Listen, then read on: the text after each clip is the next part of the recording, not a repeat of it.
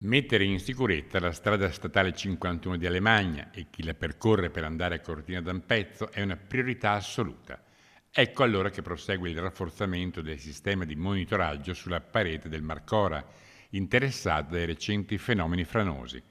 Oggi è stato installato in località Dogana Vecchia il secondo pluviometro, fondamentale per attivare i sistemi di allerta per quanto riguarda le colate detritiche in caso di precipitazioni. L'intervento è stato effettuato col supporto dell'elicottero dell'antincendio boschivo e che è stato messo a disposizione della Regione Veneto. L'intervento è stato effettuato con il supporto dell'elicottero antincendio boschivo messo a disposizione dalla Regione Veneto.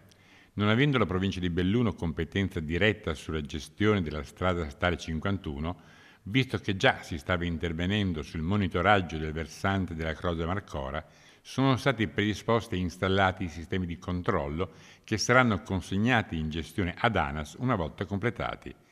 Il punto di installazione è stato scelto con cura, in un'area sicura al riparo da crolli, per garantire l'affidabilità della strumentazione. La sicurezza del territorio è una priorità assoluta e la provincia è in prima linea anche oltre le sue competenze specifiche per contribuire alla riapertura della SS 51 e alla tutela delle comunità montane nel rispetto dei criteri di sicurezza necessari.